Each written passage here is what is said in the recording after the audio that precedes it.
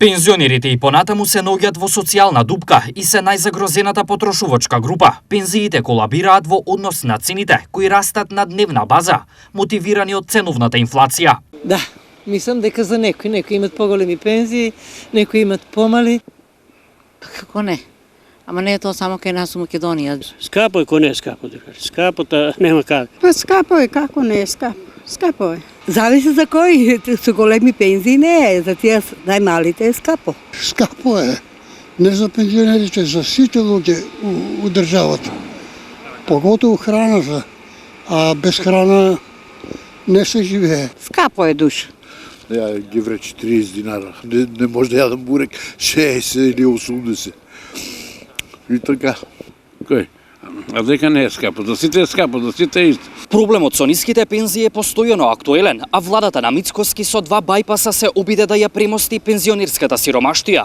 Тоа најпрво се случи во септември, кога пензиите скокнаа за 2500 денари, а уште еден треба да се случи во март со нови 2500 денари. Тоа се вкупно 5000 денари зголемување за една година. А дали покачувањето од 5000 денари на пензиите ќе го поправат пензискиот стандард? Никако. Цените идеја многу повисока, така да ништо нема да се осети од тие 2500. Не, инфлацијата ги изде, првите ги изде 2000. Сега вие пак ги изеде и готово. Јас мислам дека цените се големи. Тешко, тоа малку, за малите пензии малку е. Ке се подобреме малку. Сега не многу, ами минимално, пак ќе дојдеме до... Да, и тоа многу ќе поправат. Сега натака не знам дали ќе биде линеарно или ќе биде у проценти. Важно вие 5000 многу значи за пензионерите. 5000 динара за нас со најдолните пензии добро е.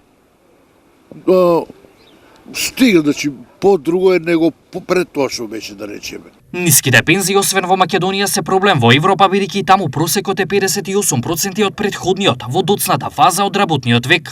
Во Хрватска односот помеѓу пензиите и платите пред крајот на работниот век е 35%, во Црна Гора 38%, во Словенија 44% и во Србија 46%. Европскиот просек е 58% во сооднос пензија и плата, додека највисок со 77% е во Шпанија и 78% во Грција.